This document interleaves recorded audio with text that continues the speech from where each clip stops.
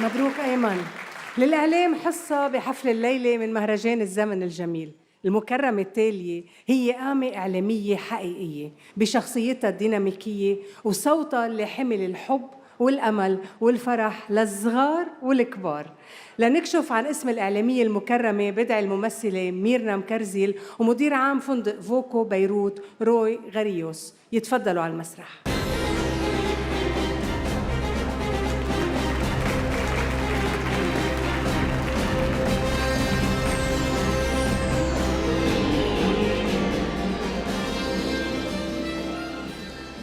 بونسوار كارمن. مساء الخير للجميع.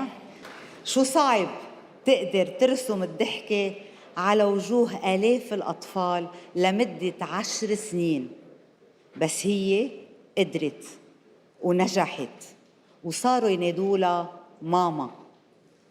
الانتقال لعالم الأخبار والتحقيقات السياسية كان تحدي أكبر، بس هي دايماً قد التحدي، وقدمت السبق الصحفي بحرفية وحفرت اسمها من ذهب بتاريخ تلفزيون لبنان.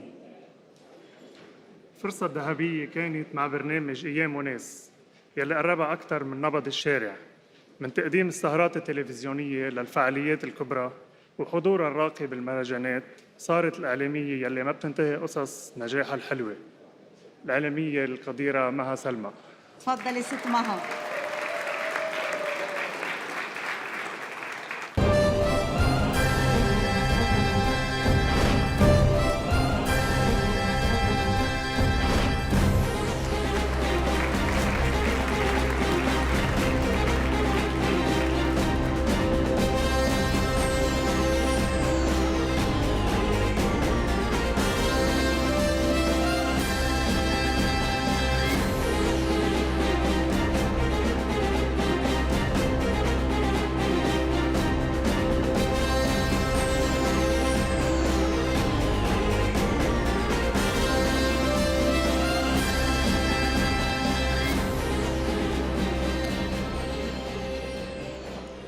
يسعد لي مساكم.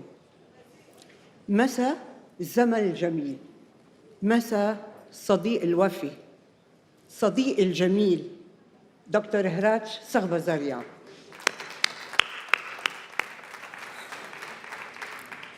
بصمة النجاح ما بتجي بالوليدة الصدفة، ولهفة ومحبة وتقدير الناس لإلك ما بيجي كمان بالقوة بالفرض أو بالشراء. كل إنسان عنده حكاية.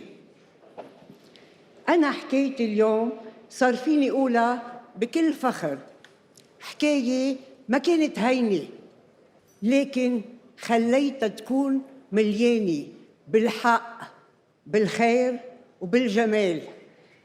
اللي بحبك دايماً بيكون سندك بالحياة، بيخلق الوقت. أنا خلقت الوقت لجميع أطفال لبنان، عطيتهم كل الوقت رغم الظروف الصعبة، رغم الحروب المتتالية. خلقت وقت للأطفال، لخيالهم، لذكرياتهم الحلوة، لأنه لبنان بيستاهل أطفاله وبيستاهل مستقبله. مسيرتي الإعلامية تنوعت ما بين قسم الأخبار وما بين أيام وناس، البرنامج الحدث اللي كان عنوانه التميز والانفراد. صار مصدر إلهام لكل شاب وصبية إنهم يعملوا ويدرسوا الإعلام ويكونوا مثل مها سلمى. إذا هي بنت مدينة صور العريقة التاريخية في جنوب لبنان قدرت تجي على بيروت وتحقق اسم كبير، نحن فينا نحقق كل أحلامنا.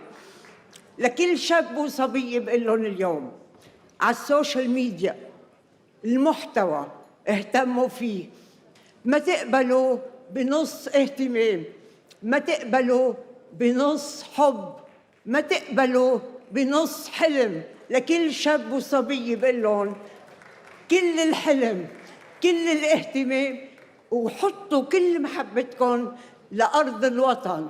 10,452 كيلومتر مربع. مبروك مها سلمى، ألف مبروك.